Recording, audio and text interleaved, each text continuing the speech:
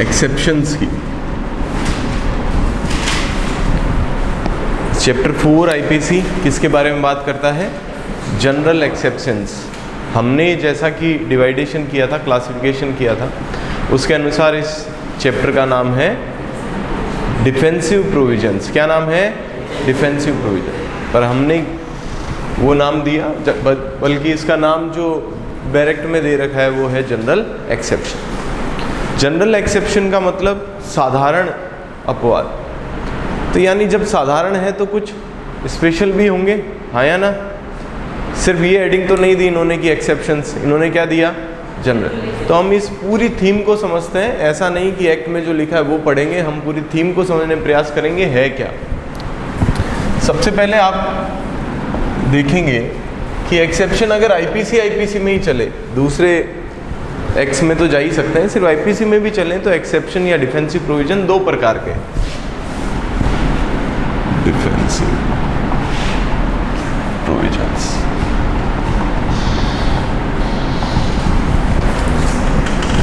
First one जो अभी नाम, जिस नाम से हम पढ़ने वाले हैं, जनरल एक्सेप्शन। कौन सा चैप्टर आईपीसी का? Chapter 4 IPC. अगर साधारण अपवाद है तो कुछ विशेष भी होंगे, आइए देखते हैं। दूसरी चीज जो आप पढ़ोगे वो क्या है? Special exceptions. ये कहाँ दे रखे हैं? भिन्न भिन्न धाराओं में, भिन्न भिन्न एक्ट के अंदर, आईपीसी में भी हो सकते हैं, इसमें भी हो सकते हैं। तो जब चैप्टर 4 का ये नाम समझें उससे पहले हम ये जाने कि जनरल एक्सेप्शन ही क्यों नाम दिया है इसका, सिर्फ एक्सेप्शन क्यों नहीं, यानी इसके अलावा भी कुछ स्पेशल भी। हाँ जी, ठीक है। और कोई रीजन? जनरल एक्सेप्शन इसलिए है कि ये पूरे आईपीसी में कोई भी धारा है या फिर कोई भी पेनल प्रोविजन है, तो ये जो चैप्टर है ना, ये तो सब पे ही लागू होगा। और स्पेशल एक्सेप्शन है ना, हर सेक्शन के नीचे जैसे लिखा हुआ है, जैसे 300 के अपने खुद के। Very good. ये जो एक्सेप्शंस यहाँ दे रखे हैं चैप्टर 4 में, वो साधारण है। साधारण मतलब ऐसे नियम जो हर जगह लागू है, ऐसे नियम जो हर एक अपराध पे, हर एक सजा पे, हर जगह लागू है, इसलिए इसका नाम क्या है?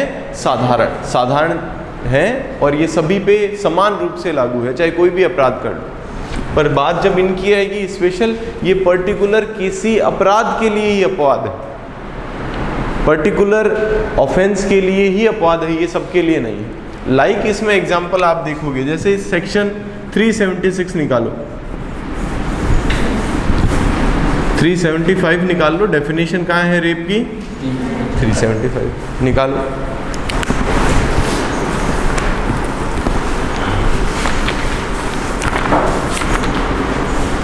पहुंचे सारे? क्या अपवाद दे रखे हैं इसमें? ठीक है, वो अभी अनकॉन्स्टिट्यूशनल है नहीं है उस पर चर्चा नहीं कर रहे, पर अपवाद दे रखे हैं। देखिए, एक्सेप्शन फर्स्ट, एक्सेप्शन सेकंड। जब पूरी 375 की डेफिनेशन खत्म होती है तो दो अपवाद है, अपवाद 1, अपवाद 2 दिख रहा है। अगर रेप कैसे कारित हो रहा है? किसी चिकित्सीय प्रक्रिया या अंत प्रवेशन से बलात् संघटित नहीं होगा।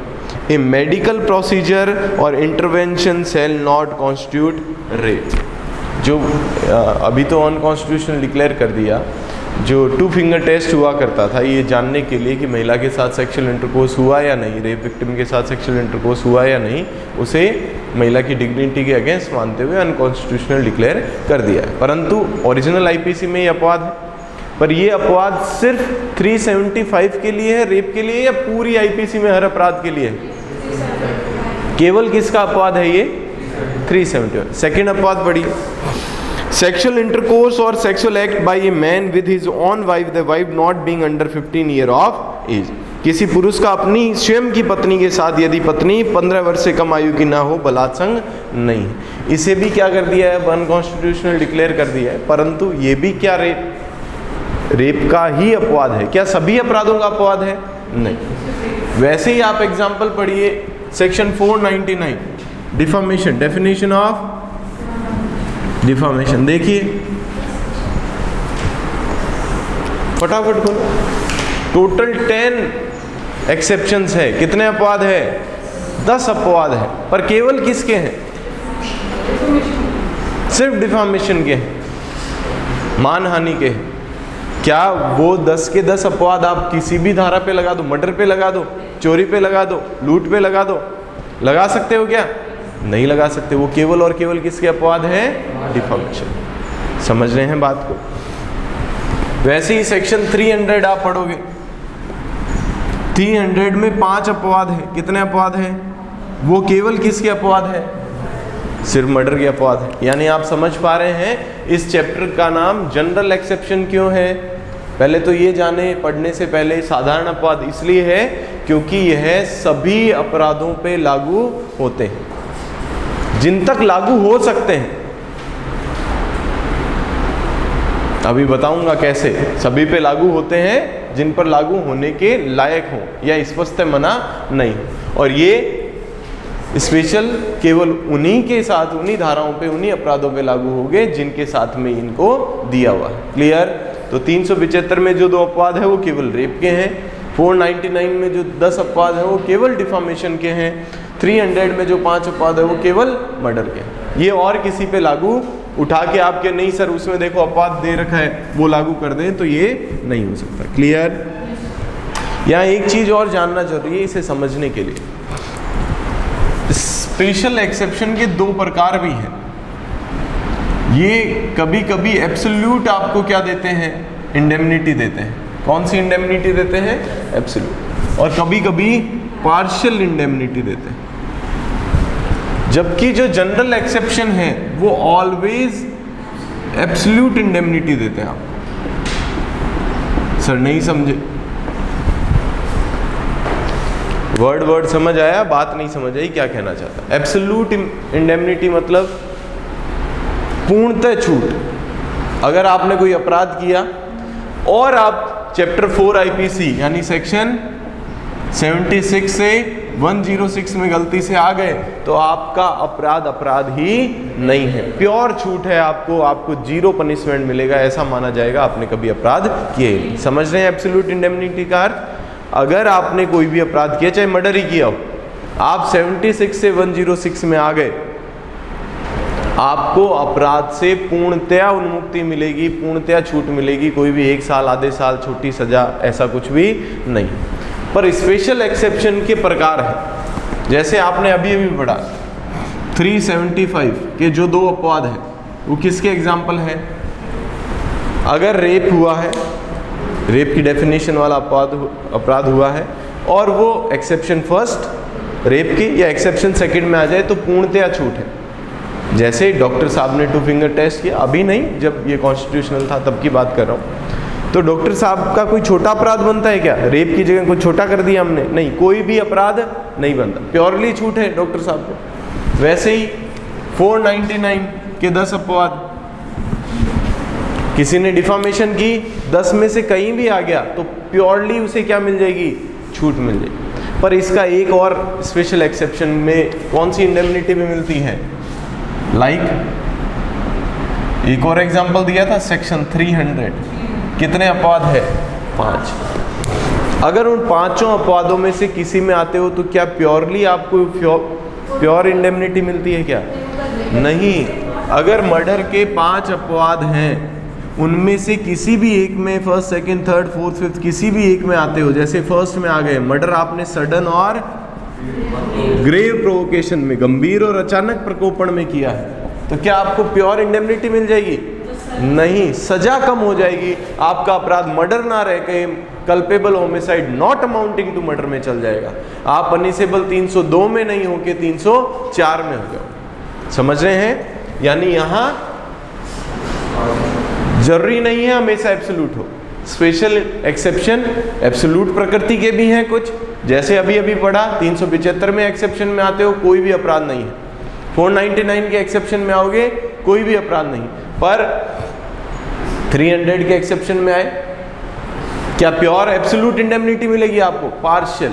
हाँ, आपको सजा मर्डर होता ये तो LI और डेथ ऑप्शन था, 302 में गवर्न होते, अभी LI और 10 वर्ष तक का कारावास ऑप्शन हो जाएगा, सजा कम है।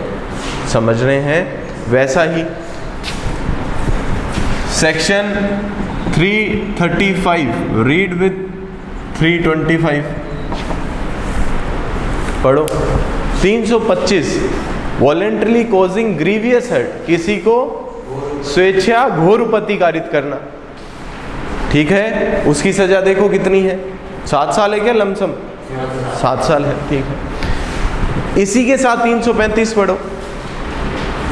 अगर यही स्वेच्छा घोर उपति, यही वॉलेंटरली कॉजिंग ग्रीवियस हर्ट आपने कैसे किया है, सडन और ग्रेव प्रोवोकेशन में किया, तो सजा देखो एकदम खत्म होके क्या हो गई, 4 साल। आई नीचे, हाँ या ना? पर क्या एब्सोल्यूट इंडेमनिटी मिल रही है आपको? क्या पूर्णतः छूट मिल गई? नहीं। कैसे मिली है? पार्शियल मिली है। तो स्पेशल एक्सेप्शन 2 प्रकार के होते हैं। इनमें आपको प्योर श्योर इंडेमनिटी यानी एब्सोल्यूट आत्यंतिक छूट भी मिल सकती है और पार्शियल भी। समझ रहे हैं? और यह मैंने केवल आईपीसी के एग्जाम्पल दिए हैं। आईपीसी के अलावा भी बहुत सारी विधियां हैं जिनमें अपने अपने पर्सनल क्या होते हैं। जैसे एनडीपीएस पढ़ोगे, ये एनडीपीएस सामने पढ़ा, कोई अपवाद है? सेक्शन 8 याद करो। एनडीपीएस आपने तो पढ़ा हुआ है, एपीपी की तैयारी कर रहे हो। सेक्शन 8 क्या है? एनडीपीएस मेडिकल प्रयोजनों से अगर ऐसा कुछ करते हैं, नार्कोटिक ड्रग्स वगैरह का उत्पादन वगैरह कराया जाता है, तो वो कोई अपराध नहीं है। स्पेशल एक्सेप्शन है, साइंटिफिक पर्पस से उसका यूज आ रहा है। दवाइयों में नहीं यूज आते क्या ड्रग्स वगैरह? प्योर अपवाद है, एक्सेप्शन है या नहीं? स्पेशल, जनरल है क्या वो? कौन सा एक्सेप्शन है? Special exception. आपने इंडिसेंट रिप्रेजेंटेशन एक्ट आरजेएस में है आपके, उसमें पढ़ा होगा आपने। सेक्शन क्या है? महिलाओं का आप अश्लील रूपण नहीं कर सकते, पर बुक्स के लिए, साहित्य के लिए, साइंस के लिए,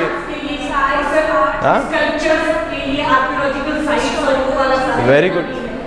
तो ये क्या है? एक्सेप्शन। पर वो क्या सभी अपराधों पे लागू है?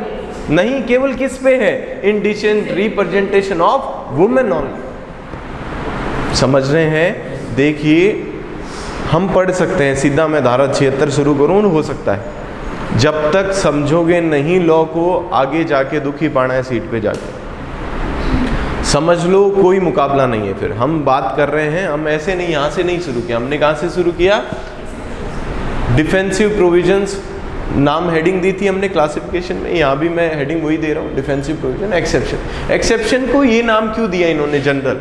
तो ये जानना जरूरी है। जनरल इसलिए नाम दिया क्योंकि इसमें ये सब पे लागू है, और ये तभी समझ आएगा जब इंडिया नहीं सारे अपराधों पे लागू है, इसलिए इसका नाम जनरल है। ये अगर जनरल है तो कुछ स्पेशल भी होगा, तो इसलिए मैंने एग्जांपल दिया है। कुछ पर्टिकुलर सेक्शन, कुछ पर्टिकुलर एक्ट, कुछ पर्टिकुलर कंडक्ट के खुद के भी अपवाद होते हैं, वो स्पेशल में आएंगे। स्पेशल में 2 प्रकार ध्यान रखिएगा। कुछ अपवाद होंगे जो आपको अपराध से पूर्णतः उन्मुक्ति देंगे, कुछ ऐसे अपवाद होंगे, कुछ अपवाद होंगे जो पूर्णतः उन्मुक्ति ना देके कितनी देंगे? कुछ देंगे, यानी अपराध को थोड़ा कम कर देंगे, और कुछ भी स्पेशल नहीं। क्लियर? That is. पर जनरल एक्सेप्शन हमेशा क्या देते हैं आपको? अगर इसमें कहीं आ गए तो ऐसा नहीं है कि थोड़ी सजा, कम सजा, ऐसा कुछ भी नहीं है। इसमें तो पूर्णतः ही आपको छूट मिलेगी। General exception are always absolute, यानी वो हमेशा इंडिमनिटी कौन सी देते हैं, उन्मुक्ति कैसे देते हैं? एब्सोल्यूट। क्लियर? श्योर हो? चले आगे। अब आते हैं हमारी हेडिंग पे। इसे भूल जाएं, अब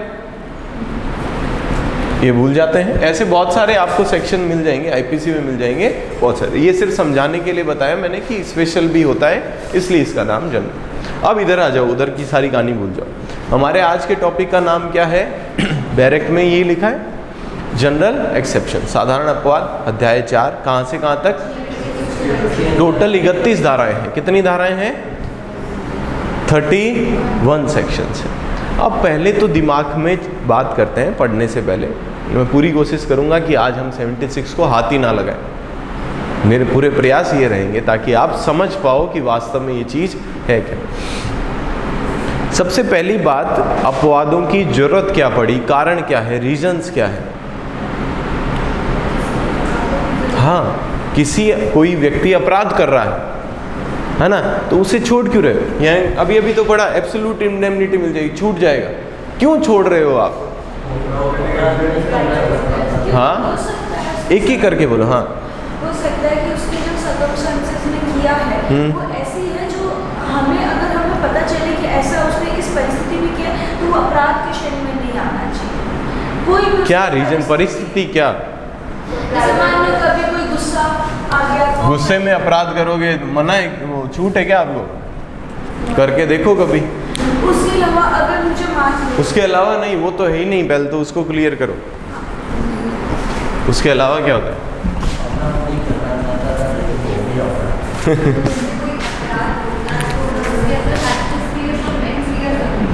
वेरी गुड। इंटेंशन कैसा होगा उस अपराध के लिए, तो वो अपराध कमिट करने की तो जरूरी लगेगा।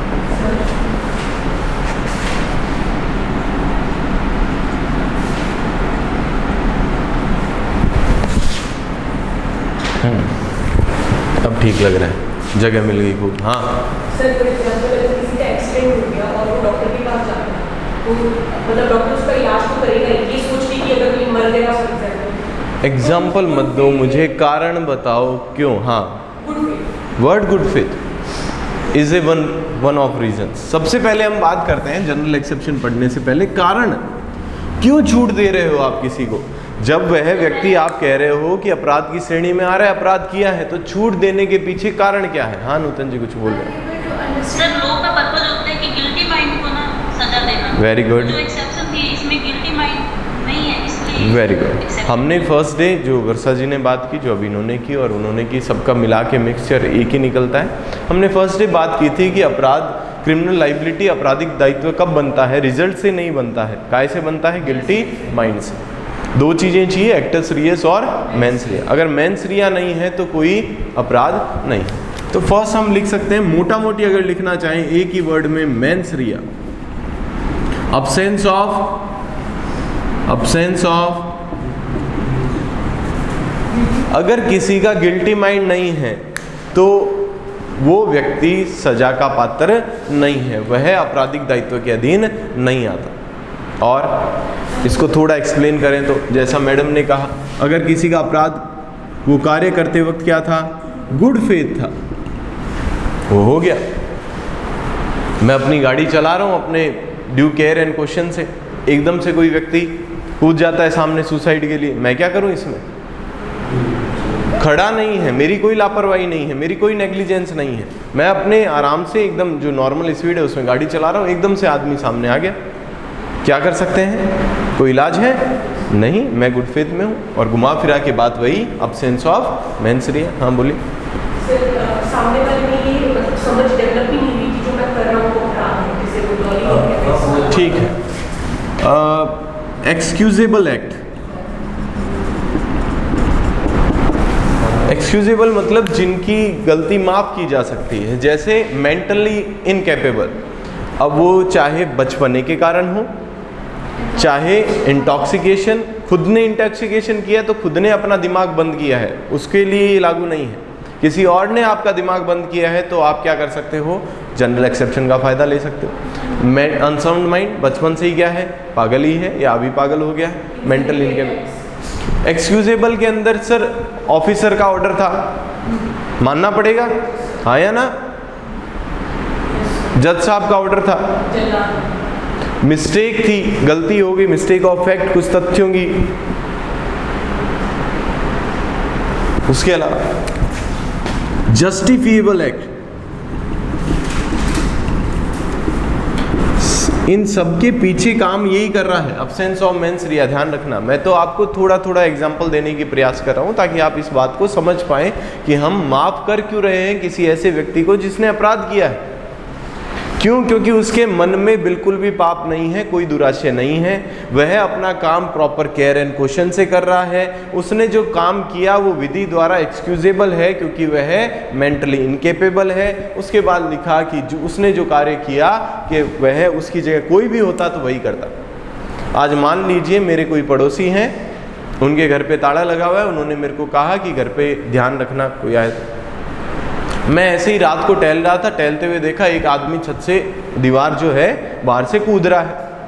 मेरा क्या काम रहेगा उसे जाके रोकना, अंधेरे में दिखा नहीं, मैंने उसे उतारा, नीचे फेंका, 2-4 चेप दी, पकड़ लिया, मरा नहीं भाई, ऐसे क्या मर गया? वो वही पड़ोसी था जो मेरे को कह के गया था घर का ध्यान रखना, बस उसकी चाबी खो गई तो वो कूद के जा रहा था। मैं गलत कहाँ हूं ये बताओ? मैंने क्या किया? एक आम इंसान को जो करना चाहिए था वही तो कर रहा हूं। 2 आदमी लड़ रहे हैं, मैं जब गया तो एक भट्टराज जी ईशान भाई को कूट रहे हैं खतरनाक तरीके से, यानी बांध के रखा हुआ है, ऐसे ऐसे हाथ पकड़ के रखा हुआ है। मैंने जाते ही भट्टराज जी को पकड़ लिया और बांध के रख दिया कि भाई ये क्या कर रहे हो। पर असलियत ये थी, पहले ईशान भाई ने कूटा था भट्टराज जी को। भट्टराज जी तो अपने आप को बचाने के लिए हाथ पकड़ के ऊपर बैठे थे, और मैंने जो काम किया वो वैसे तो क्या है, गलत है, परंतु जस्टिफिएबल है या नहीं? मुझे क्या दिखा? एक महिला है जो चोर प्रकृति की है, उसे एक आदमी पकड़ के ले जा रहा है घसीट के, वो क्या बचाओ बचाओ मेरी इज्जत लूट रहा है, जो कि विदाउट यूनिफॉर्म आदमी था पुलिस वाला। मुझे क्या लगा ये उसके साथ क्या कर रहा है, जबरदस्ती कर रहा है। मैंने जाके हाथ छुड़ाया, 2-4 चेप दी, जबकि पुलिस वाला क्या कर रहा था, अपना काम कर रहा था बस। वो यूनिफॉर्म में नहीं था, तो मेरे से क्या हो गई गलती, मिस्टेक ऑफ फैक्ट। पर ये जस्टिफिएबल है या नहीं? है या नहीं? क्या मुझे इसके लिए सजा मिलनी चाहिए? नहीं मिलनी चाहिए। समझ रहे हैं? इन सब के पीछे कुछ ना कुछ क्या काम करता है कि जिसने अपराध किया है उसके उधर से 100% गिल्टी माइंड का अब्सेंस है। अब वो कैसे भी हो सकता है, उसके हजारों प्रकार है। वो गुड फेथ साबित कर दे, वो ये साबित कर दे मेरे द्वारा किया गया कार्य विधि द्वारा क्षम्य है, मेरे द्वारा विधिपूर्ण कार्य किया गया है, या इसमें बहुत सारी मैगजीम्स भी काम करती है, like de minimis non curat lex, एक मैगजीम है सेक्शन 95 के लिए, de minimis non curat lex, तुच्छ हानि की कोई तुच्छ कार्य कोई अपराध की श्रेणी में नहीं आता। अब बस में आप खड़े हो, बस वाले ने एकदम से ब्रेक लगाया, धचका लगा, आप भिड़ गए, क्या हो गया? चलते चलते ऐसे ही फोन में बात करते हुए चल रहे हो, सामने वाले भिड़ गए, आपकी गलती भी थी मान लो, क्या अपराध है क्या ये? तुच्छ कार्य कोई अपराध नहीं बनते। आप बैठे हो, आपने थोड़ी टेबल अभी आगे की, आगे करते इनकी कमर पे लग गई, हर्ट तो हुआ है या नहीं हुआ? पर क्या अपराध में आएगा ये? नहीं। क्यों? तुच्छ कार्य को अपराध की श्रेणी में नहीं माना। इधर आ जाए ये एक्सक्यूजेबल में, विधि इसको क्षम्य करती। एक और मैगजीन, बहुत सारी मैगजीन है, मैं कुछ एग्जांपल में दे रहा हूँ। Volenti non fit injuria, taught में पढ़ा होगा आपने, LLB फर्स्ट ईयर। स्वेच्छा से ली हुई हानि कभी भी आपको हानि नहीं देती है, क्षति नहीं कारित करती है। स्वेच्छा से किया हुआ कार्य से आपको कभी क्षति नहीं हो सकती। जैसे कोई गेम है, बॉक्सिंग का गेम है, वहाँ जाओगे तो बचीड़ पड़ेंगे ही, नहीं पड़ेंगे क्या? आप कहते हो उसने मेरे को मारी, मुकदमा करा दो, बाहर आते ही ग्रीवियस हर्ट का। करा सकते हो क्या? क्यों नहीं करवा सकते? रिस्की नहीं, आपने खुद ने सहमति दी है उस चीज के लिए। अब मैं डॉक्टर के पास जाऊं, डॉक्टर साहब मेरी सर्जरी करनी है, डॉक्टर साहब काटते मुकदमा ग्रीवियस हर्ट का।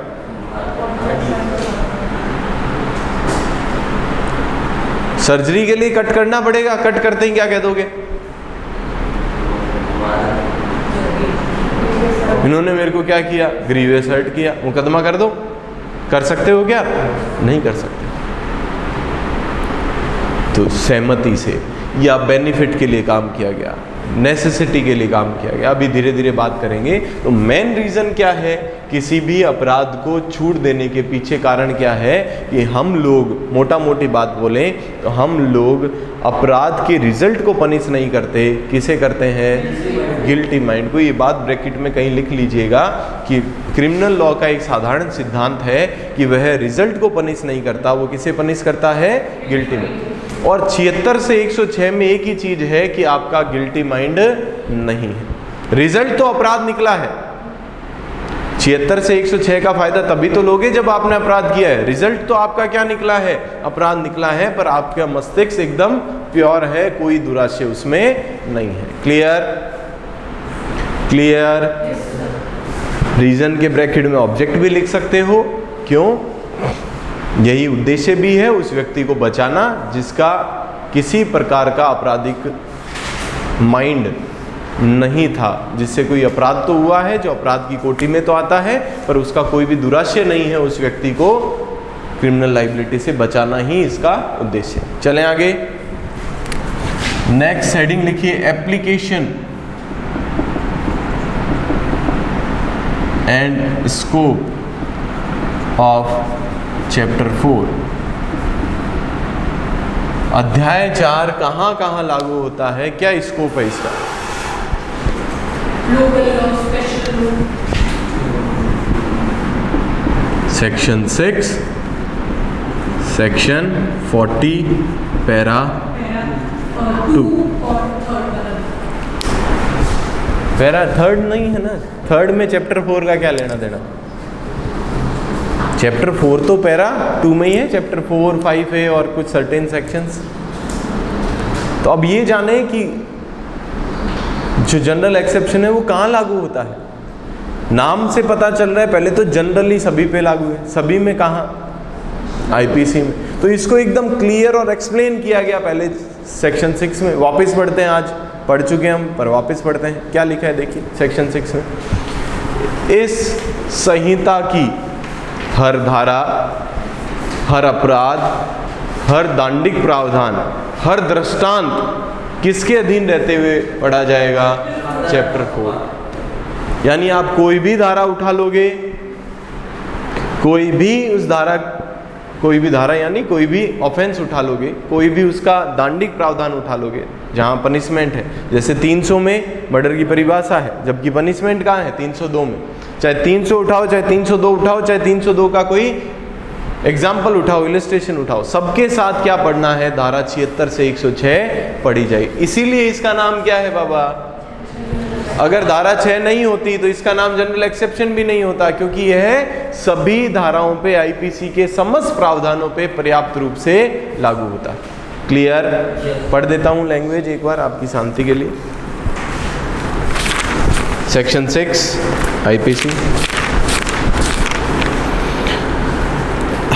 Throughout this code, every definition, कोई भी अपराध की परिभाषा of an offense, every penal provision, उसके दंड के, जैसे 378 में चोरी की परिभाषा, 379 में दंड के प्रावधान, and every illustration of such definition or penal provision, और उनके सभी के सभी दृष्टांत, shall be understood, shall word use है यानी कंपल्सरी है, subject to the exception contained in chapter entitled general exception. वो सभी किसके अधीन पढ़े जाएंगे?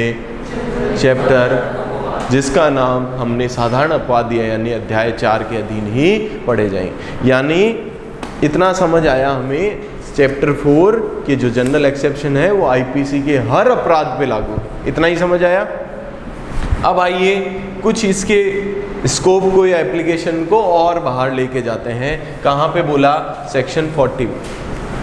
जैसे 76, 78, 77 सबके अंदर क्या लिखा होगा? नथिंग इज एन ऑफेंस, कोई बात अपराध नहीं है जो मिस्टेक ऑफ फैक्ट में की जाए, जो कोर्ट के आदेश द्वारा की जाए, जो जस्टिफिएबल हो, जो 7 वर्ष से कम के बालक द्वारा की जाए, कोई भी बात अपराध नहीं है। ऐसा ही लिखा है। तो वो अपराध वर्ड है वो कहाँ कहाँ से लेना है आपको, इसने बताया सेक्शन 40 पैरा 2। आइए, ये भी पढ़ चुके, पहले समझा चुका मैं आपको। In chapter 4, chapter 5A and in the following sections. Sections नहीं पढ़ रहा हूँ मैं। The word offense denote a thing punishable under this code or under any special or local law as hereinafter defined। यानी चैप्टर 4 केवल IPC पे लागू नहीं होता, ये कह रहा है आईपीसी पे भी लागू है, किसी भी स्पेशल लॉ पे भी लागू है, और कहाँ लागू है? किसी लोकल लॉ पे भी लागू है। यानी ये जनरल एक्सेप्शन सिर्फ आईपीसी के काम नहीं आएंगे, ये धरती का कोई भी अपराध उठा के कर लो, सभी पे काम आएंगे। हमारे भारत के अंदर प्रगणित जितनी भी विधियां हैं उनमें से किसी का भी अपराध होगा ये वहाँ भी काम आएगा। आ रही है बात समझ? Yes sir. आ रही है बात समझ? तो 7 वर्ष से कम का बालक चाहे आईपीसी का अपराध करे, चाहे एनडीपीएस का, चाहे एससी/एसटी का, चाहे आर्म्स का, चाहे एनआई, किसी का भी अपराध करे उस पर वही सेक्शन 82 आईपीसी वाला लागू होगा और उसका कार्य अपराध की श्रेणी में नहीं है। क्लियर? तो सेक्शन 6 तो क्या कर रहा है, ये आईपीसी पे इसकी जनरलिटी बता रहा है कि पूरे आईपीसी पे चाहे कोई भी आप क्या पढ़ लो, डेफिनेशन पढ़ लो, चाहे क्या पढ़ लो, पेनल प्रोविजन पढ़ लो, और चाहे क्या पढ़ लो आप, इलिस्ट्रेशन पढ़ लो, सभी किसके अधीन रहते हुए पढ़ोगे आप? चैप्टर 4। और सेक्शन 40 पैरा 2 क्या कर रहा है, आईपीसी से बाहर भी ले जा रहा है इसे, आईपीसी के समस्त अपराधों साथ ही साथ तत्समय प्रवृत्त समस्त विशेष विधियां और स्थानीय विधियों पर भी चैप्टर 4 इसी प्रकार से लागू होगा। क्लियर? क्लियर? अब चलिए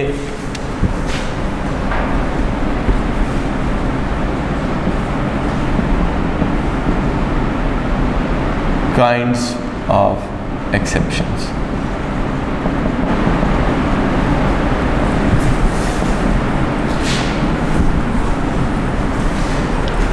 यहां लिखिए कुछ इसमें केवल एक्सप्लेनेशन है, एक्सेप्शन नहीं है। कुछ धाराएं ऐसी है, क्या है, अपवाद नहीं है। 31 धाराओं में से कुछ धाराएं ऐसी है जो स्वयं में अपवाद नहीं है, वो एक्सप्लेन कर रही है केवल। क्या कर रही है? केवल जैसे सेक्शन 90, सेक्शन 91, सेक्शन 97 to 106 सारे ही क्या? हाँ, वो डिफेंस के प्रावधान नहीं है। धारा एक ही है 96 जो कहती है नथिंग इज ऑफेंस, कोई बात अपराध नहीं है जो प्राइवेट प्रतिरक्षा में की गई हो। 97 डिफाइन करता है व्हाट इज, क्या क्या प्राइवेट डिफेंस में कौन कौन सी चीज़ों का प्राइवेट डिफेंस कर सकते हो। 98 उसे और एक्सप्लेन कर रहा है, 99 उसका अपवाद बता रहा है, 100 में आप कब मृत्यु कारित कर सकते हो, समझ रहे हैं। 101 के अंदर कब मृत्यु से कम कारित कर सकते हो, 102 में कब तक ये प्राइवेट डिफेंस का अधिकार आपका बना रहेगा, 103 में प्रॉपर्टी के डिफेंस के लिए कब मर्डर कारित कर सकते हो, 104 में प्रॉपर्टी डिफेंस के लिए मर्डर से अलग कब कारित कर सकते हो, 105 कब से प्रॉपर्टी डिफेंस चालू होगा, कब खत्म होगा, और 106 कब आम आदमी के लिए विरुद्ध भी आप प्राइवेट डिफेंस यूज कर सकते हो। यानी प्राइवेट डिफेंस एक अपवाद है। प्राइवेट डिफेंस आप करते हो, उसमें कोई भी अपराध करते हो तो सजा का पात्र नहीं है। ये बात केवल एक ही सेक्शन में लिखी हुई है 96 में। 97 से 106 तो उसे क्या कर रहे हैं, एक्सप्लेन कर रहे हैं। समझ रहे हैं बात को? करना कोई जरूरी नहीं है, आप एक साथ भी याद कर सकते हो। मैं इसलिए समझा रहा हूँ अलग से ताकि आपको पता रहे कि वो धाराएं खुद में अपवाद नहीं है। वो धाराएं केवल 96 एक ही अपवाद है प्राइवेट डिफेंस का 96, उसको क्या कर रही है, एक्सप्लेन कर रही है। क्लियर? यहाँ लिखिए डिफेंसिव प्रोविजंस जो खुद एक्सेप्शंस हैं। कौन कौन से हैं सर? सबसे पहला डिफेंसिव प्रोविजन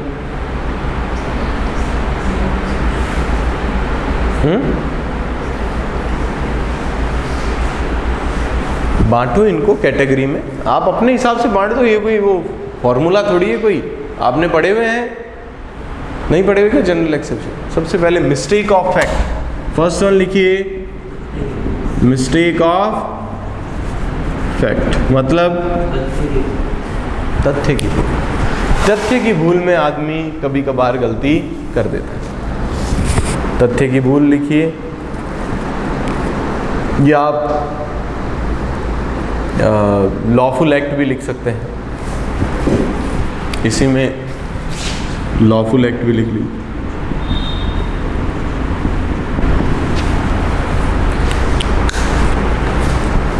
एक आप कहीं मार्केट में जा रहे हैं, मान लीजिए पंचसती चौराहे के पास है, दो व्यक्ति आए बाइक पे और पीछे वाले ने आपकी चेन खींची और भाग गए। आपके गले में चेन थी, पीछे वाले ने एकदम ब्लैक कलर की फुल बाजू की टी शर्ट पहन रखी थी। क्लियर? शकल आपको दिखी नहीं? क्या दिखा? ब्लैक कलर की फुल बाजू की टी शर्ट। आप एक बार तो महिला होने के नाते थोड़ी देर तो घबराए, फिर आपने अपनी स्कूटी उसके पीछे भगाई। 2-4 गलियों में जाने के पश्चात आप पहुँचे लमसम मान लीजिए चलाना हॉस्पिटल के पास। वहाँ पे एक चाय की दुकान पे 2 आदमी बैठे चाय पी रहे थे और उसमें से एक लड़का वही ब्लैक टी शर्ट वैसी की वैसी पहन के बैठा था। आप वहाँ गए और आपने जाके उसे पकड़ लिया। पकड़ना खुद में ही क्या है, एक रॉन्गफुल कन्फाइनमेंट हो गया। उसे आप कहीं भी जाने नहीं दे रहे। आसपास के लोगों को और कह दिया चोर चोर, लोगों ने और कूट दिया उसे। फिर आपने पुलिस को फ़ोन कर दिया, पुलिस और ले गई, थाने ले गई, 4 दिन बढ़िया कूटा। बाद में पता लगा ये तो वो था ही नहीं, सिर्फ एक टी शर्ट ने मरवा दिया। क्या उस महिला को कोई सजा मिलेगी? क्या मतलब महिला मतलब आप ही सोचिए, मिलनी चाहिए क्या सजा? क्या उस पुलिस वाले को कोई सजा मिलेगी जो पकड़ के लेके गया? दोनों मिस्टेक ऑफ फैक्ट में है, पुलिस वाला भी महिला भी। पुलिस वाला लॉफुल कार्य कर रहा है या नहीं?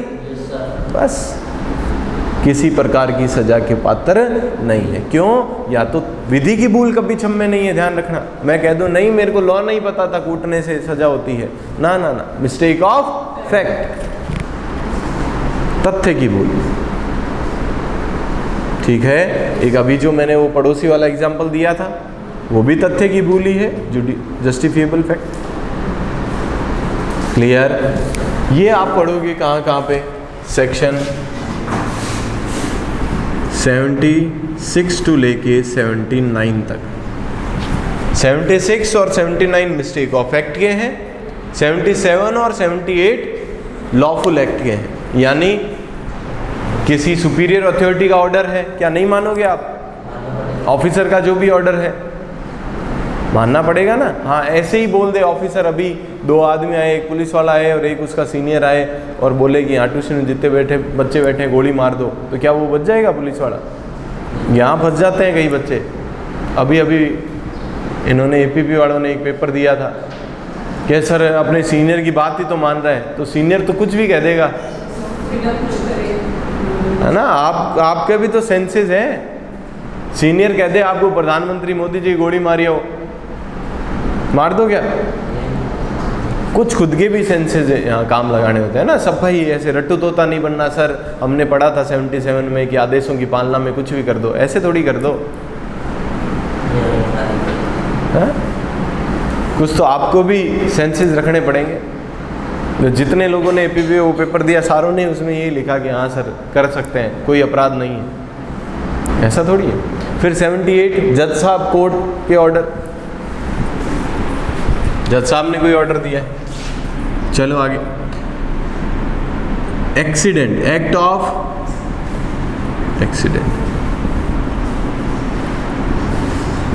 विधिपूर्ण कार्य करते हुए, प्रॉपर केयर एंड क्वेश्चन से कार्य करते हुए कोई एक्सीडेंट हो जाता है तो आप लाइबल नहीं है। अभी मैंने एग्जांपल दिया, आप अपनी कार ड्राइव कर रहे हैं, मस्ती से कर रहे हैं,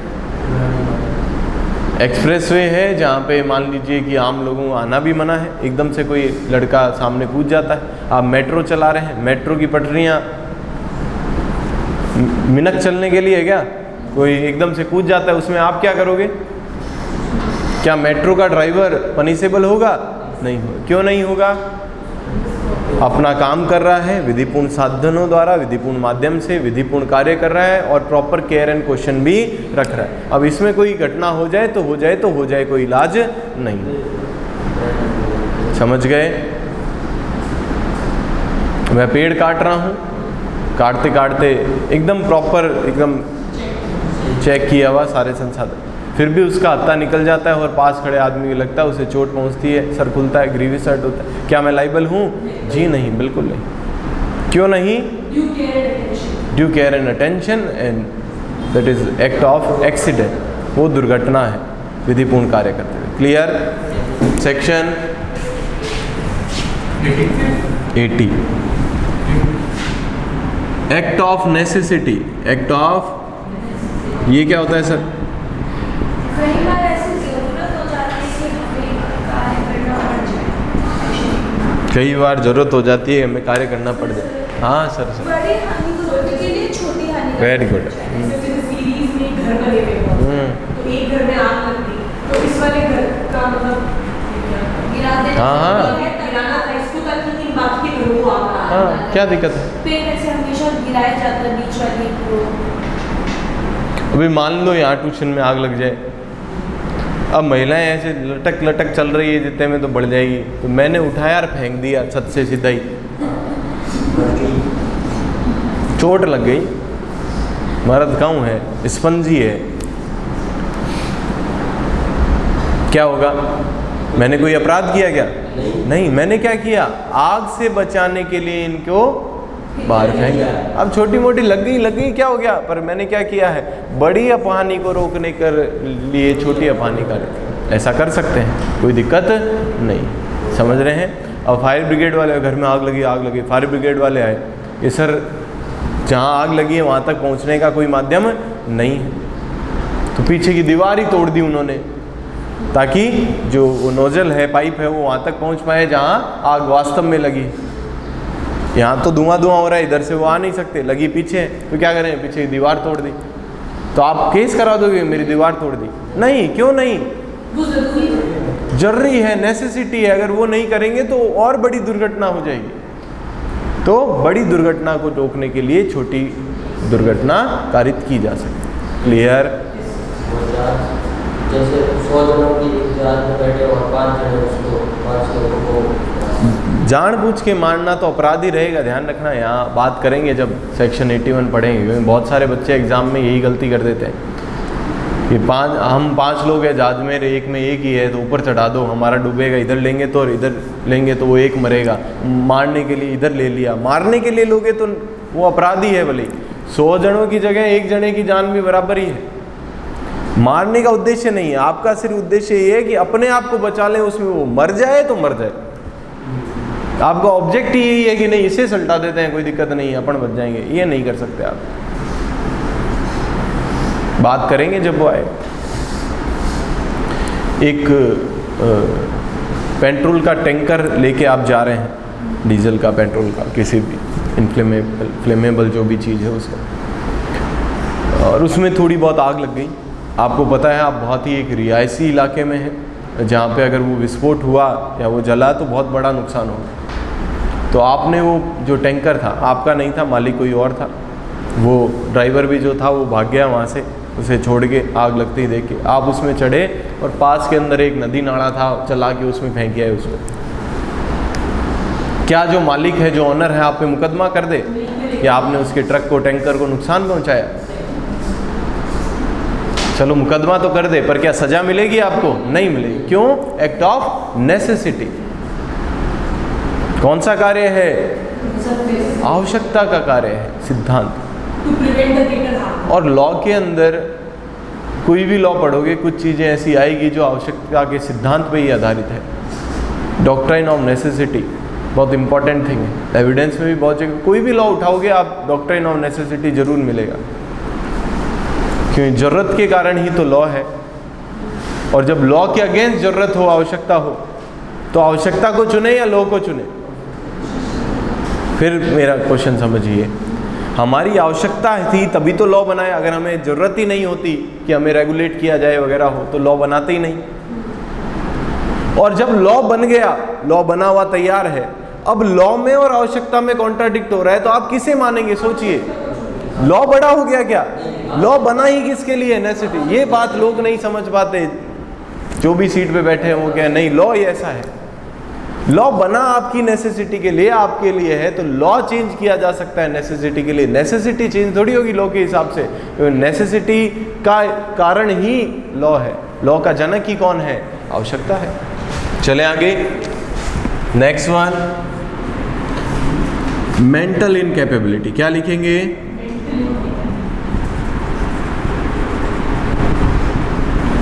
किस कारण हो सकती है ये मेंटल इनकैपेबिलिटी?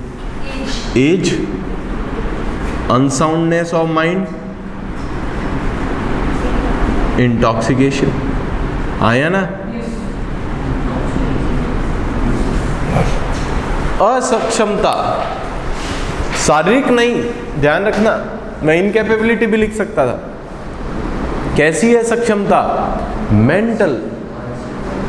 शरीर का कोई लेना देना नहीं है यहाँ पे। ऐसा नहीं है कि इतने किलो का वजन का आदमी होगा वो मर्डर करेगा तो ही सजा होगी, इससे कम वाले करेंगे तो सजा नहीं होगी। जो बच्चा भी कर रहा है तो सर बच्चे की यहाँ फिजिकल कंडीशन के कारण नहीं, बच्चा करे, बूढ़ा करे, कोई भी करे, male, any age of male, याद होगा आपको।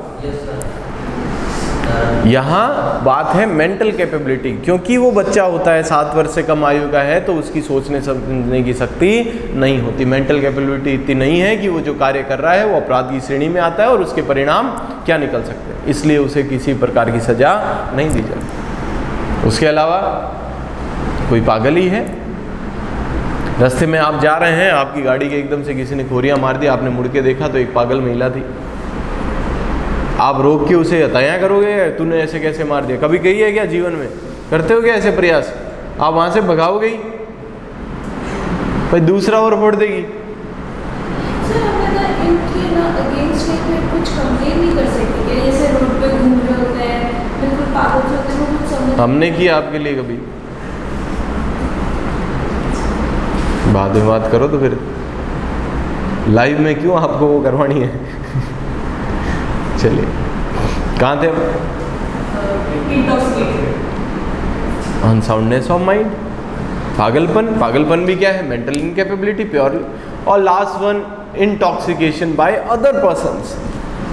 आप खुद ही नशे में जा रहे हो, खुद ही अपने दिमाग के खटके बंद कर रहे हो और खुद ही कह रहे हो बाद में कि नहीं नहीं नहीं मेरे से तो अपराध हो गया, तो हर आदमी बढ़िया पिएगा और फिर अपराध कर आएगा। वो खटके किसने बंद किए हैं? किसी और ने बंद किए हैं। तब आप क्या कर सकते हो? एक्सक्यूज ले सकते हो कि सर, और आपको सेक्शन 105 इंडियन एविडेंस एक्ट भी पता होना चाहिए। आपका मामला अपवाद में आता है, यह है साबित करने का भार भी आप ही पे है। कोर्ट सेल प्रिज्यूम कि आपने वो अपराध, जब अपराध के बारे में सब चीज़ें साबित हो जाती है तो कोर्ट तो ये मान के ही चलेगा आपका मामला किसी अपवाद में नहीं है।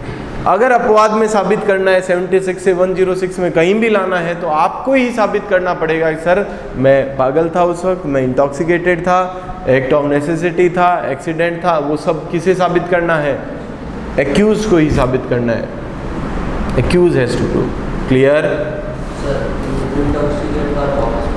दारू, नशा, नशा कोई और करा दे आपको, अभी आपके खाने में ड्रग्स मिला दें, आप नशे के अंदर कूट लो ईशान जी को, केस करा सकते हैं ईशान भाई आप पे? नहीं। क्यों नहीं? आपकी मेंटल कैपेबिलिटी है नहीं, और वो मेंटल कैपेबिलिटी आपने नहीं खोई है। आप खुद नशा करो और कूट लो तो आप पे कूट भी लेंगे और केस भी कराएंगे, पर किसी और ने करवाया नशा तो आपको तो पता ही नहीं है, आप तो इंटॉक्सिकेटेड हो और आपको तो आइडिया भी नहीं, किसी ने कोल्ड ड्रिंक में बुढ़ा के पिला दी। दूसरा बिला ऐसे नहीं कि इनको कह दो लो मुकेश जी आप मेरे को, मनोज जी आप पिलाओ मेरे को, पैसे दे दिए वो ठेके से ले और मेरे को पिला दो, फुल कर दो, फिर मेरे को कूटना है, ऐसे नहीं। खुद को ज्ञान नहीं होना चाहिए कि उसमें नशा है। भाई अपराध करना है तो किसी और से भी लो। सेक्शन कहाँ से कहाँ तक? 82 से 85 तक, 85 नहीं 86 तक। नेक्स्ट वन,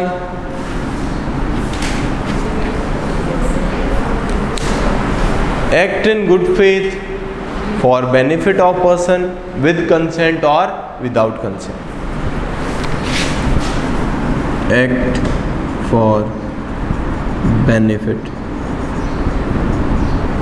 विद और विदाउट कंसेंट। पहला तो इसके अंदर वो आ जाता है 87। आप कुश्ती में गए, आप क्रिकेट खेलने जाते हो, वहाँ पे बैठते हो स्टेडियम में, बॉल आके मुंह पे लग जाए तो केस करवा दो क्या? आप वहाँ स्टेडियम में गए हो, इसमें आपकी इम्प्लाइड सहमति है कि अगर ऐसी कोई घटना होती है तो उसके जिम्मेदार आप स्वयं हैं, क्योंकि वो तो गेम है, बॉल आ सकती है, नहीं आ सकती क्या? आप कहीं कुश्ती में खेलने गए, क्रिकेट में लोगों की डेथ तक हुई है, नहीं हुई क्या? बॉल लगी सर पे और मर गया, तो क्या सामने वाले पे, बॉलर पे डेथ चार्जेस लगे थे, मर्डर चार्जेस लगे थे? नहीं। वॉलेंटरी नॉन फिट इंजूरी, आप जो सहमति देते हैं उसकी माना जाता है आपके साथ कोई हानि नहीं, आप खुद वो काम कर रहे हैं, आपकी इच्छा है। क्लियर? फिर आता है डॉक्टर इलाज कर रहे हैं किसी का, फायदे के लिए कर रहे हैं, और उस फायदे में इलाज का कुछ अनर्थ हो जाए, अर्थ क्या सजा मिलेगी? नहीं मिलेगी। डॉक्टर बिना सहमति के इलाज कर रहे हैं डॉक्टर साहब, ऐसा भी तो होता है कई बार, ट्रॉमा में जाते हो, आपको होश ही नहीं है, कोई लेके आया वो छोड़ के भाग गया, तो डॉक्टर साहब क्या इलाज करे ही नहीं क्या? करना होता है। सहमति है क्या? नहीं है, फिर भी करना होता है, तो करेंगे डॉक्टर साहब, और उससे भी कोई हानि हो तो उसकी कोई भी जिम्मेदारी डॉक्टर साहब की नहीं। पर सारे काम कैसे करने होंगे? गुड फेथ में, ड्यू केयर एंड पुश। चलें आगे, कहाँ से कहाँ तक? 87 to 92। अगला, कम्युनिकेशन इन गुड फेथ,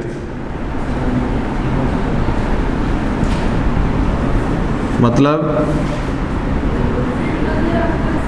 सद्भावना पूर्वक दी गई सह सूचना। कोई ऐसी खबर सुनाना, मतलब हाँ, क्या पहला एक्सीडेंट हुआ, अब उस प्रेग्नेंट वुमन का मतलब miscarriage हो जाएगा, उसको इतना शॉक लग गया।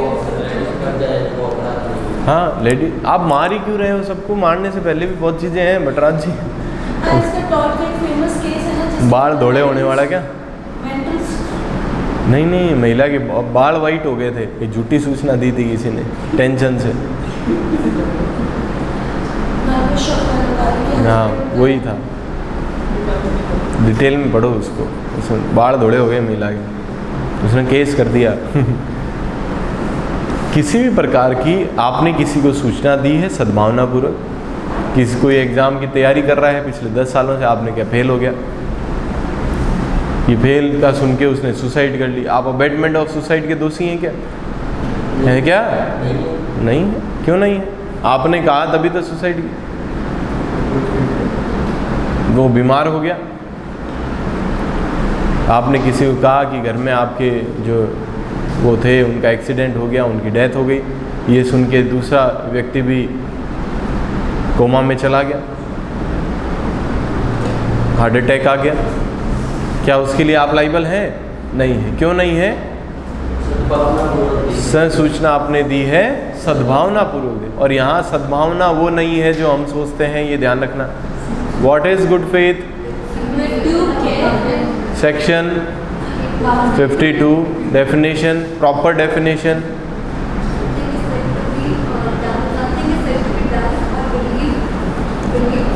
इन गुड फेथ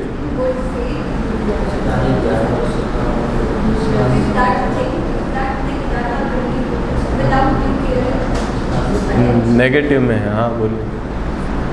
कोई बात सद्भावनापूर्वक कोई बात सद्भावनापूर्वक विश्वास के लिए नहीं समझी जाती, सम्यक सत्यता ध्यान में बिना के लिए विश्वास की नींव नहीं। ठीक है, निशान में याद किया क्या?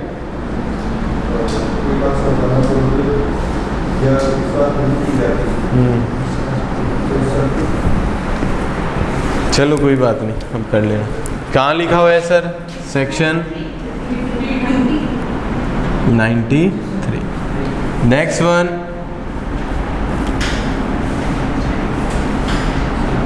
एक्ट इन फियर क्या है? 94 क्या है?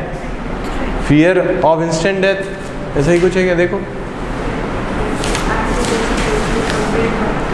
कंपेयर बाय है ना, थ्रेट ही है ना, Compelled by threats. Threat of instant death, threat of instant death, section 90। आपसे कोई काम करवाया गया धमकी देकर, और धमकी भी ऐसी वैसी नहीं कि तेरे 4 थप्पड़ मार दूंगा जाके मर्डर करिया, हाथ मारने की धमकी, और मारने की भी फोन पे नहीं, तेरे को मार दूंगा, सामने वाला इस पोजीशन में हो कि आपको तत्काल मार देगा अगर वो काम नहीं किया तो, इंस्टेंट। तो ऐसी धमकी देकर आपसे कोई काम करवाया जाए तो क्या आप लाइबल होंगे? क्या आप लाइबल होंगे? नहीं होगी, लेकिन इसके एक्सेप्शन है। वो बात करेंगे जब आएंगे। तो सर बच्चे की death हो गई। हाँ, जैसे आपके पास पिस्तौल है और मेरे को बोल दिया तो बता दिए इनको मार दो, मैंने मार दिया, तो ये अपराध के लिए बताइए। डेथ नहीं कर सकते आप, इसमें आराम से पढ़ोगे। आपने इनको कूटा है ना, कोई अपराध नहीं, आपने कोई अपराध नहीं किया। क्यों? क्योंकि आपने अपनी जान बचाने के लिए कोई कार्य किया है, और वो कार्य डेथ में नहीं है। अपनी जान बचाने के लिए किसी और की डेथ नहीं कर सकते हो। लेकिन अगर 10 हो और मैं ये उनको 10 को तुम ना मार सकते हो। किसको नहीं मार सकते बाबू? कोई 10 लोग हैं, जैसे आपने बोल दिया तुम 10 को मार दो, मैं आपको मार दूंगा। तो जान से नहीं मार सकते आप एक को भी। जान से मारोगे तो आप पनिशेबल होगे। इतना सा कह रहा हूँ, आपको किसी को, आपको डर क्या दिखाएगा कि आपको हम जान से मार देंगे, वरना सामने वाले की चोरी कर लो, वो सामान लिया, उसको थप्पड़ मार दो, उसको ग्रीवेस हट कर दो, यहाँ तक ठीक है। मैं ये कहूँ सामने वाले को जान से मार दो और आप उस डर में मार देते हो तो आप लाइबल हो। जान से मारने की छूट नहीं है इसमें। खुद की जान बचाने के लिए किसी और की ले लोगे क्या? लोग कहता है त्याग करना है तो खुद करो। हाँ, मैंने ये कहा मैं जान से मार दूंगा, वरना उनकी जो घर पे बाइक खड़ी है वो ले आओ। आप ले आते हो तो आपने कोई चोरी नहीं की। आप, मैंने कहता हूँ जान से मार दूंगा, वरना उनको सबको कूटे हो, आप कूटे है, कोई अपराध नहीं है। मैं कहता हूँ आपको जान से मार दूंगा, उसको मारिए हो, आपने मार दिया, अपराध है ना। ये पढ़ेंगे, डिटेल में पढ़ेंगे। अभी तो हम इतनी सी बात कर रहे हैं कि किसी ने आपको मृत्यु की धमकी देकर, मृत्यु भी कैसी, तत्काल मृत्यु की धमकी देकर कोई कार्य करवाया है तो वह अपराध नहीं। क्लियर? ऐसे कोई आदमी है जो डकैत है, वो चोरी करने गए, बैंक में गए डकैती करने, डकैती करके बाहर आए तो उन्हें पता लगा उनकी गाड़ी में हवा नहीं है या तेल ख़त्म हो गया। रास्ते में गए, आधी दूर गए और उन्हें पता लगा कि उनकी गाड़ी में ऑयल जो था वो ख़त्म हो गया। अब वो दूसरी गाड़ी चाहिए उनको वहाँ से भागने के लिए। भागने में सहायता करने वाला क्या कहलाता है? हार्बर। हार्बर हो गया और आपको सज़ा भी मिलेगी, हाँ या ना? ठीक है। वो आया, कोई साधन से आप जा रहे थे, बीच में रॉबरी वालों ने रोका और दिमाग पे यहाँ लगाई पिस्टल, फटाफट गाड़ी दे, हमें भागना है, पुलिस से बचना। आप मना कर दोगे क्या? दे देंगे। दे देंगे तो क्या आपने हार्बर किया? क्या किया तो है, परंतु वो काय में आ जाएगा? 94 में आ जाएगा। आपने इंस्टेंट डेथ के डर से आपने क्या किया? जो अपराध किया, वो हार्बर किया, वो सहायता की। क्लियर? तो आप किसी, कोई भी व्यक्ति अपनी तत्काल मृत्यु के डर में कोई अपराध करता है तो अपराध नहीं। Last, second last, sorry, trivial act. ये क्या होता है? अभी अभी बताया, de minimis non curat lex. छोटी बात, छोटी छोटी बातें, छोटी छोटी अपहानी किसी को कोई हानिकारित नहीं करती और इसका कोई मुकदमा नहीं हो। छोटा सा टल्ला लग गया हाथ से, मैं ऐसे बाल कर रहा हूँ, वापस हाथ नीचे किया, आपके हाथ के हाथ टच हो गया, होता ही रहता है। दिन में हजारों बार ऐसी चीज़ें होती हैं। भीड़ में जा रहे हो, जाते हुए सामने वाले के भिड़ गए, मुकदमा करा दो क्या? ऐसे मुकदमे होने लगे तो कितने हो जाएं? है तो वो हर्ट ही, बॉडीली पेन, डिजीज़ और इन्फॉर्मिटी, कुछ भी हो, बॉडीली पेन तो होता ही, सामने वाला भिड़ेगा तो ही क्या हो जाएगा? Bodily pain. पर क्या मुकदमा होगा क्या? आप यहाँ से जा रहे हैं, पड़ोसी पानी दे रहा है अपने पौधों में, अपनी गाड़ी धो रहा है, गाड़ी धोते धोते पाइप थोड़ा ऊपर हुआ, भीग गए, criminal force, that is criminal force, हाँ या ना? Of course. पानी टच होना भी, जी हाँ, पानी क्यों, फूंक से हवा भी टच कर दे तो क्रिमिनल फोर्स है। क्या मुकदमा करा दोगे? नहीं। क्यों नहीं? विधि छोटी बातों पर ध्यान नहीं देती है, छोटी मोटी घटनाओं पे विधि ध्यान नहीं देती। इसके लिए विधि नहीं बनाई हमने कि छोटी छोटी बातों पे आप गौर करते रहें। क्लियर? चलें आगे। Last, act in private defence. सबसे मस्त कोई भी कार्य जो आप कैसे कर रहे हो, अपने बचाव में कर रहे हो। यहाँ प्राइवेट डिफेंस नाम से ऐसा लग रहा है अपना बचाव, अपना, इनका, इनका, इनका, किसी का भी। आज मेरे को कोई मर्डर करने आया, मेरे को कोई मारने आया, मैं अपना बचाव कर सकता हूँ? जी हाँ। बटराज जी का कोई मर्डर करने आया, मेरी कोई प्रॉपर्टी को नुकसान पहुंचाने आया, प्राइवेट डिफेंस में आप चाहे शरीर की रक्षा करो, चाहे संपत्ति की रक्षा करो, आप कर सकते हो। किस लेवल तक कर सकते हो, कब डेथ कर सकते हो सामने वाले की, कब डेथ नहीं कर सकते, कब से पीडी का राइट। जैसे कोई व्यक्ति आया आपको मार रहा है, मारते वक्त आप अपना बचाव कर सकते हो, उसके लिए उसे पकड़ना वगैरह, मारना, वापस हाथ उठाना पड़े तो कर सकते हो, हाँ या ना? पर वो मार के चला गया, अब आप वापस जा रहे हो और वापस कूद के आ रहे हो कि मैं पीडी के राइट में था, ऐसा बोल सकते हो क्या? तो कब राइट शुरू होता है, कब खत्म? सामने वाला थप्पड़ मार रहा है, आपने बंदूक निकाली, चेप दी, मार दिया जान से, कि पीडी का राइट था? नहीं। यहाँ कोई चोरी करके जा रहा है, यहाँ पुलिस वाला खड़ा है, आप उसे नहीं कह रहे कि खुद ही कूट रहे हो उसको? नहीं। तो पीडी के राइट कहाँ से शुरू, कहाँ खत्म, किस लेवल तक आप जा सकते हो प्राइवेट डिफेंस में, ये सारी बातें कहाँ लिखी होगी? मैंने अभी भी बताया, एक्सप्लेनेशंस कहाँ है? 97 से 106 उसे क्लियर करता है। यहाँ पे तो कितना है कि सिर्फ 96 तो इतना ही बोलता है, 97 से 106, अगर मैंने गलत बोला तो 97 से 106 एक्सप्लेन करता है कि कहाँ से कितना राइट। 96 धारा है जो आपको बोलती है कि प्राइवेट डिफेंस में की गई बातें अपराध नहीं। क्लियर? एक बार फटाफट रिवाइज कर लेते हैं। इधर देखिए, हमने क्या पढ़ा, कर दो बोलिए। एक्सेप्शंस, विधि के अधीन प्रगणित